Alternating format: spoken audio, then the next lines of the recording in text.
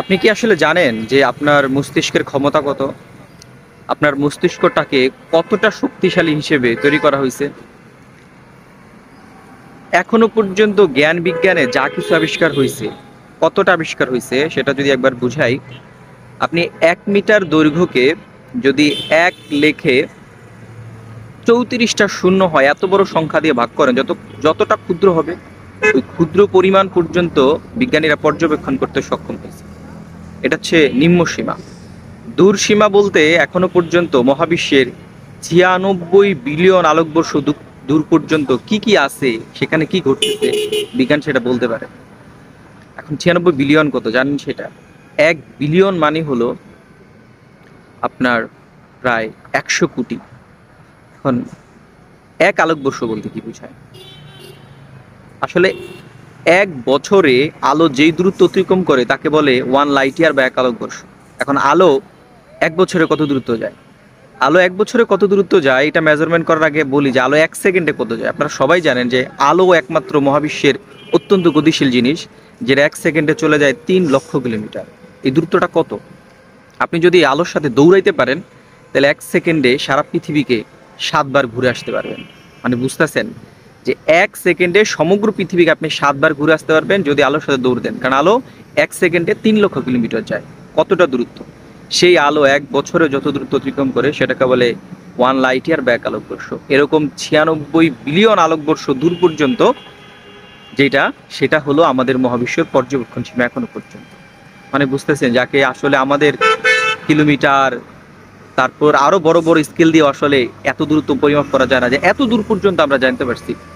তারপর mobile phone, computer থেকে শুরু করে বিমান থেকে শুরু করে আমাদের ওষুধ, যত যাবতীয় মহাবিশ্বের যত যা কিছু আমরা আবিষ্কার করছি, এই সব কিছু আবিষ্কার করতে সমগ্র বিজ্ঞানীরা আপনার মস্তিষ্কের মাত্র 10 থেকে 12% ব্যবহার করছে।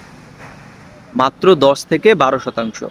90 থেকে 88% মস্তিষ্ক অকেজ, এইটুকু এখনো ব্যবহারই হয় না।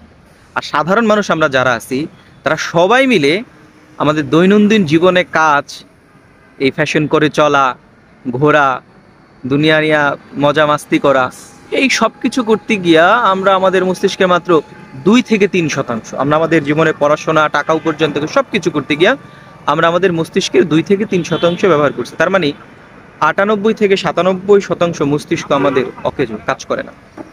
এবার একবার ভাবেন তো, এত শক্তিশালী পাওয়ারফুল একটা মস্তিষ্ক তো এভাবে অকেজো রাখার জন্য আল্লাহ দেয় নাই। অবশ্যই এর সঠিক ব্যবহারের কাজ আছে।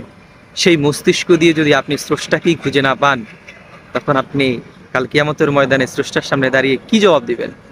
স্রষ্টা যখন আপনাকে প্রশ্ন করবে যে হে মানুষ, এত শক্তিশালী, এত বড় পাওয়ারফুল একটা মস্তিষ্ক তোমারে দিলাম, তুমি শুধু হাসি খেলা ঠাট্টা মজা মাস্তিতে 2 থেকে 3% ব্যয় করলা, 98 থেকে 97% মস্তিষ্ক ব্যবহারই করলা না, তাহলে আমি কি জন্য বানায় দিলাম?